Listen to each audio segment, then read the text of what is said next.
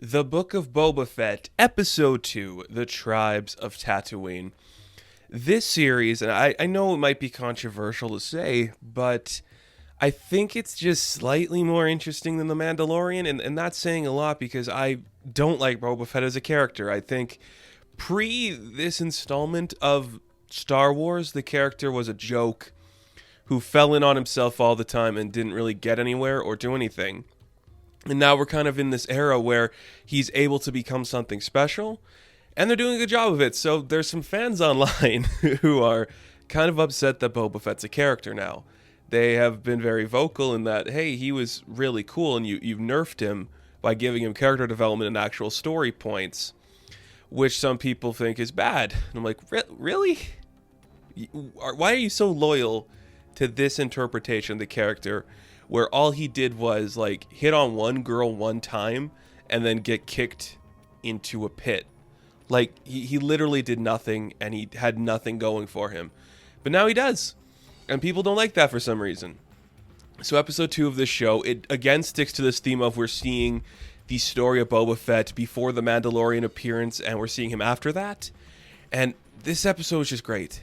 It was so strong. It was so satisfying. It delved into so many great themes and issues and ideas that I think a lot of it's going to go over some people's heads. So I think a big one that I really understood this time around was like, what was Boba Fett doing before his Mandalorian appearance? And part of that came into what he was doing after the Sarlacc pit. So we saw in the first episode, the Tusken Raiders found him.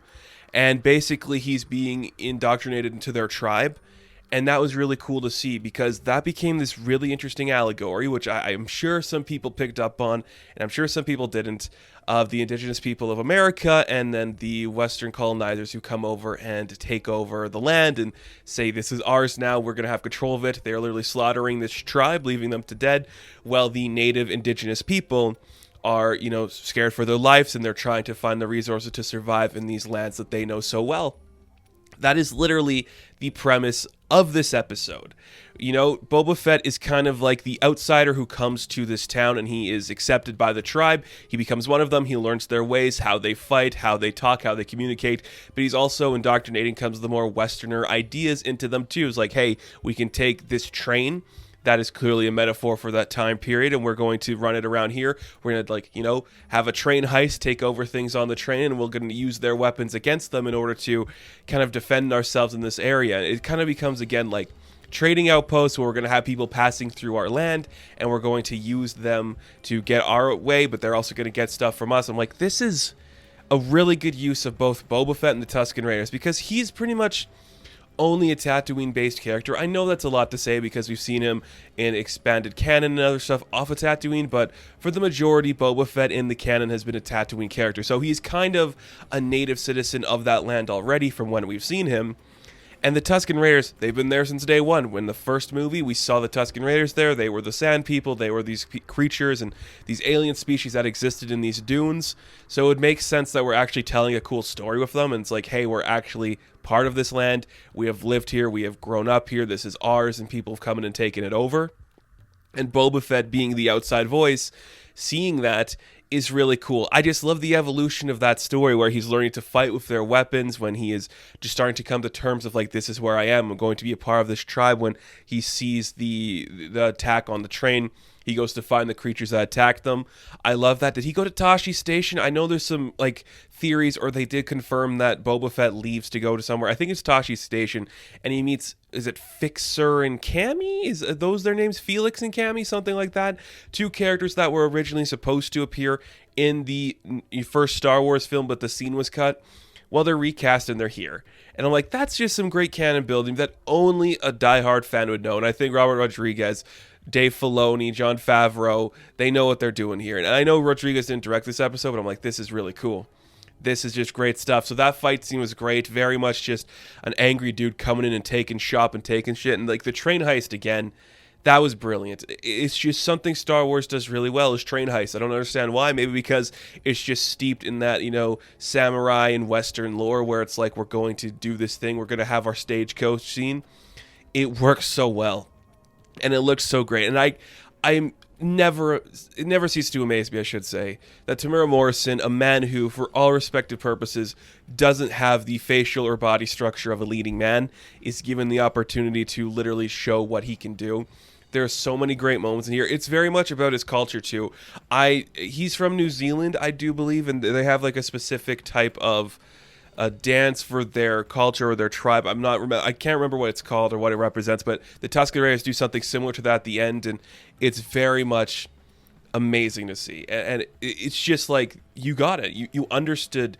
Take the Tusken Raiders, turn them into the sympathetic characters. That's like, look at all these people showing up and taking their land.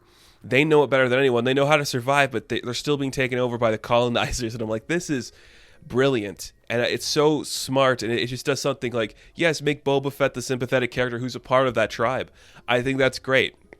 The entire flashback sequence is great, and I think it's just setting up like, this is why Boba Fett wants to become the crime lord on Tatooine. He wants to protect these people that saved his life, the indigenous people of this, island that they've traveled to.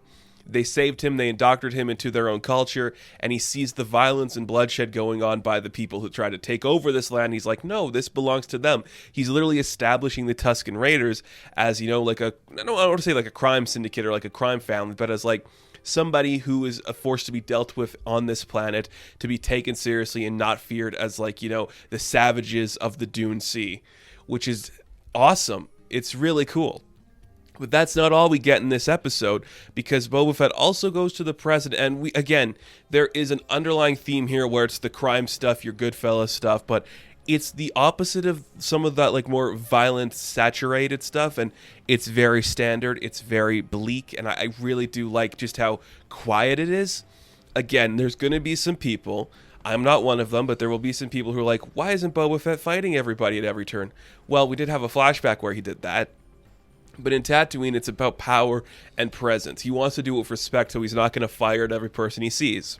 In the present timeline, we see kind of some of the other side characters who are going to be appearing throughout this series, I'm pretty sure. We do meet the mayor this time around, and he's like, yeah, I sent that thing to kill you. Think of it as like respect. Like, I get it. It's really interesting. The mayor's obviously corrupt. He's just like, okay, so you daimyos are all going to be fighting for whatever? Go for it. I don't really care. This is my place. I got everything going good for me.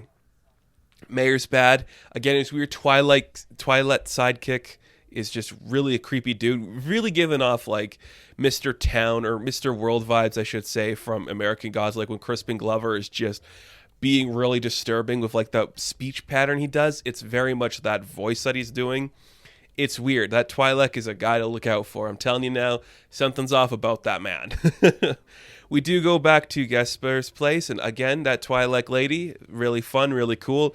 I love it. Fwip's going to be a favorite character of mine, I can already tell. I said in the first episode, I'm like, yeah, she is great. I'm obsessed with her. I think that's going to be really fun to see. So we're obviously establishing her as a larger character. There's some sort of pseudo-sexual tension being built up between her and Boba Fett. Do it, man. Let's see it. Like every episode so far, Tamira's been shirtless, so let's take it a step further and have him, having some lovemaking. I think that's what we should do.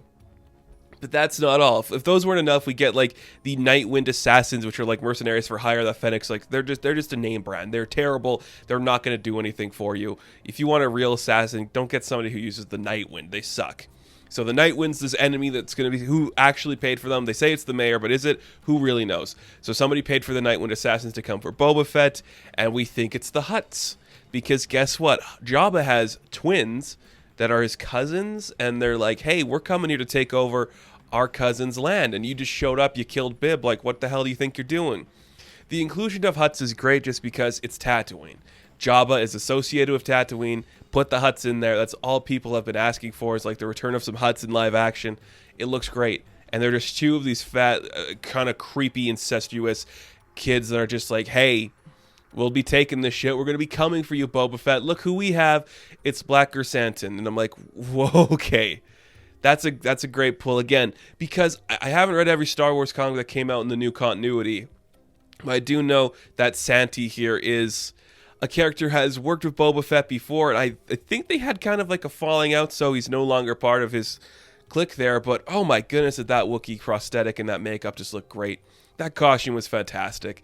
Like, Santi obviously looks like, I think, the best thing in there. Like, they've all looked great because most of it's been, like, you know, prosthetics and puppeteering. It looked fantastic. But that Wookiee suit was so impressive and so special. And I'm just like, that's it.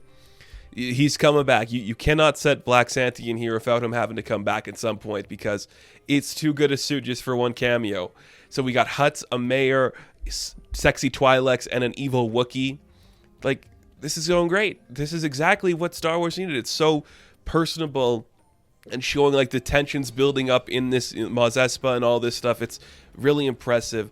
It's super unique and super satisfying, and I'm just enjoying the hell out of this show. It's working in ways I didn't think it would, and that's really cool to see. It's giving Boba Fett an actual narrative. It's giving him an actual like focus where he's learning to see the people that lived on this planet first and actually help them into achieving those goals while taking down the evil that is the crime syndicates and the daimyos here, which is very cool. That's just an impressive story that I don't think you'd be expecting in a Boba Fett show. You'd be like, oh, jetpacks and fire. It's like, nope. He's actually going to have old rivals, new tensions building, and see the world through a new perspective. The scene where he's building his weapon in the end that we see him using the Mandalorian, amazing, perfect. And that end dance by the fire, super special, super cool. This show is really interesting, and it's doing things I don't think anybody was expecting a Boba Fett show to do, and that's a great thing because it's actually making this character likable, which is impressive. So thank you guys so much for watching this review. Be sure to like and subscribe to the channel. As always, you can check me out at Instagram, TikTok, and Twitter, and I will catch you in the next one. Have fun, stay safe, good luck.